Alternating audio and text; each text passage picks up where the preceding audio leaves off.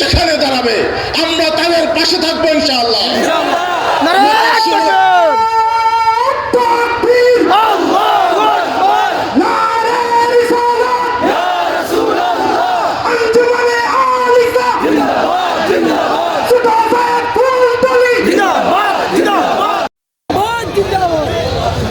আসসালামু আলাইকুম ওয়া রাহমাতুল্লাহি ওয়া বারাকাতুহু।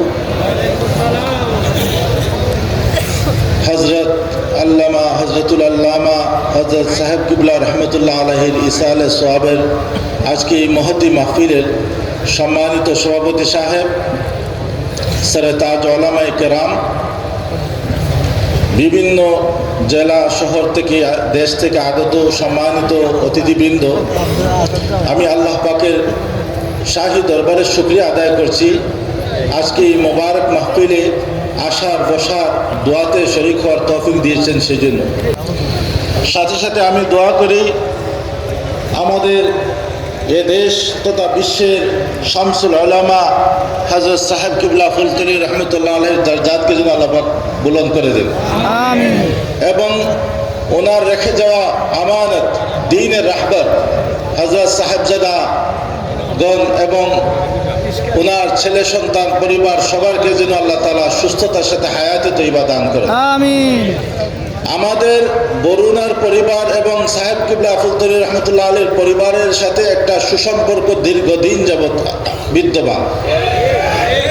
আমি যখন কাজীর বাজার মাদ্রাসায় পড়ি, প্রায় শুক্রবারে সুবহানি ঘাটে এসে হজরতের কাছে দোয়া নিতাম। হজরতের ইন্তেকালের সময় আমার আব্বাজান রহমতুল্লাহ আলাইহি খুবই অসুস্থ ছিলেন, কিন্তু উনাকে রেখে আসতে পারি নাই। উনাকে সহ আমরা এখানে জিয়ারতে জানাজায় শরীক হয়েছি।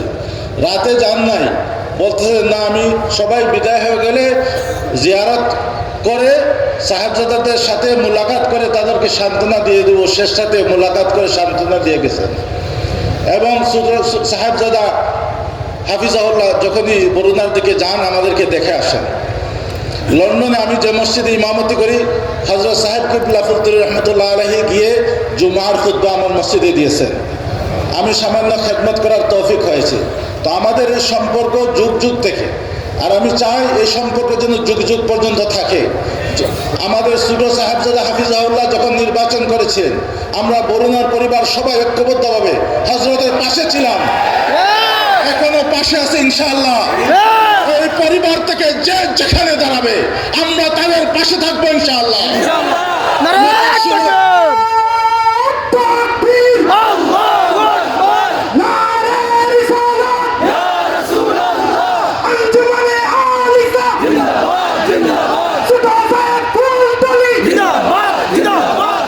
আমরা বড় আশা বুক বাঁধা নিয়ে আসছিলাম যে হযরত ছোট সাহেবজাদা এবারও নির্বাচন করবেন। আমরা এবার যদি নির্বাচনে দাঁড়াতেন আমরা বরুণা থেকে এসে কাজ করতাম, কিন্তু আফসোস আমরা পাই নাই। এটা আমাদের ব্যর্থতা। ইনশাআল্লাহ গত 16 বছর পরে আমরা নির্বাচনের একটা আওয়াজ পেয়েছি। আমি আপনাদের কাছে ভোট চাইবো না, দোয়া চাইবো। যারা ইসলামের পক্ষে কাজ করতেছেন, যে যেখানে কাজ করতেছেন, আপনারা ইসলামের পক্ষে সবাই আমাদেরকে, যাতে কাদিয়ানীদেরকে মুসলিম ঘোষণা করা যায়, নাস্তিক মুরতাদদের বিরুদ্ধে বাস্তবে আইন করা যায়, আমরা তার পক্ষে কাজ করব। আল্লাহ আমাদেরকে তৌফিক দান করুন।